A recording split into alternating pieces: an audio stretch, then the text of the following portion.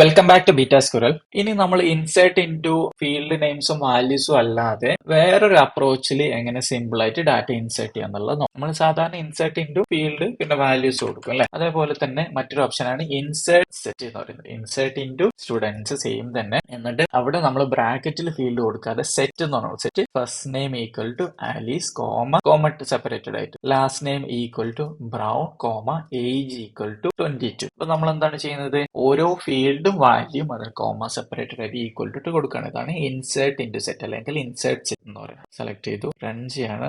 സ്റ്റുഡൻസിൽ പോയി നോക്കാം, റീഫ്രഷ് ചെയ്തു, ആലീസ് ആ ഒരു ഡാറ്റ ഇവിടെ ഇൻസേർട്ട് ആയിട്ട്. ഇനി അഡ്വാൻസ് ആയിട്ടുള്ള മറ്റു രണ്ട് ഓപ്ഷൻസ് ഉള്ളത് എറർ ഹാൻഡ്ലിങ്ങും അതേപോലെ തന്നെ ട്രാൻസാക്ഷൻസും ആണ്. ട്രാൻസാക്ഷൻസ് നമ്മൾ പിന്നീട് കവർ ചെയ്യും, എന്നാലും അതിന്റെ ഒരു ബേസിക്സ് പറഞ്ഞുതരാം. നമ്മൾ വലിയൊരു ഓപ്പറേഷൻ, അതായത് ചെയിൻ ചെയ്തിട്ടുള്ള ഒരു ഓപ്പറേഷൻ ചെയ്യുന്ന സമയത്ത് നമ്മൾ സോഫ്റ്റ്വെയറിലൊക്കെ ഉപയോഗിക്കുമ്പോൾ നമുക്ക് എപ്പോഴും ട്രാൻസാക്ഷൻസ് യൂസ് ചെയ്യണം. എന്താണ് ട്രാൻസാക്ഷൻ എന്ന് പറയുന്നത്? നമ്മൾ സാധാരണ ക്വറി എക്സിക്യൂട്ട് ചെയ്ത് കഴിഞ്ഞാൽ ഡയറക്റ്റ് ഇൻസേർട്ട് ആവും. അതിന് പകരം നമ്മൾ ഒരു ട്രാൻസാക്ഷൻ സ്റ്റാർട്ട് ചെയ്യും. അതിനുള്ള കമാൻഡാണ് സ്റ്റാർട്ട് ട്രാൻസാക്ഷൻ കോമട്ടിട്ട് എന്നിട്ട് ഇതിന്റെ ഉള്ളിൽ ഒരു SQL ഓപ്പറേഷൻ ചെയ്യും. ഫോർ എക്സാമ്പിൾ ആ ഒരു സ്റ്റുഡന്റിനെ ഇൻസേർട്ട് ചെയ്യും. ഓക്കെ, ആ സ്റ്റുഡന്റിന് ഇൻസേർട്ട് ആയി. എന്നിട്ട് ആ സ്റ്റുഡന്റിന് വേണ്ടിയിട്ട് വേറെ എന്തെങ്കിലും ഒരു റെക്കോർഡ് നമ്മൾ ക്രിയേറ്റ് ചെയ്യണമെന്ന് വിചാരിക്കും. ഫോർ എക്സാമ്പിൾ എന്താണ്, ആ സ്റ്റുഡന്റിന്റെ പ്രോഗ്രസ് കാർഡ് ഒരു വേറൊരു ടേബിളിലേക്ക് നമുക്ക് പ്രോഗ്രസ് കാർഡിന്റെ ഡീറ്റെയിൽസ് ഇൻസേർട്ട് ചെയ്യും. ഓക്കെ, അപ്പോൾ ആ രണ്ടാമത്തെ ക്വറി ഫെയിൽ ആയി. പ്രോഗ്രസ് കാർഡിന്റെ ആ ഒരു ടേബിൾ ഡാറ്റ ഇൻസേർട്ട് ആയില്ല, അത് ഫെയിൽ ആയെന്ന് വിചാരിക്കും. ഫെയിൽ ആയി കഴിഞ്ഞാൽ നമ്മൾ എന്ത് ചെയ്യും? ആ ഒരു സ്റ്റുഡന്റിന് ഓൾറെഡി അവിടെ ഡാറ്റ ഇൻസേർട്ട് ആവുകയും ചെയ്യുന്നത് വീണ്ടും നമ്മൾ സ്റ്റുഡന്റിനെ ക്രിയേറ്റ് ചെയ്യാൻ നോക്കുമ്പോൾ ക്രിയേറ്റ് ആവില്ല. കാരണം ഓൾറെഡി സ്റ്റുഡന്റ് എക്സിസ്റ്റിംഗ് ആണ്, ഡ്യൂപ്ലിക്കേറ്റ് വന്നു അല്ലെ. അതേപോലെ തന്നെ പ്രോഗ്രസ് കാർഡിൽ ഡാറ്റ ഇല്ലാത്തതുകൊണ്ട് നമ്മൾ സോഫ്റ്റ്വെയർ ഫെയിൽ ആവും. ആ ഒരു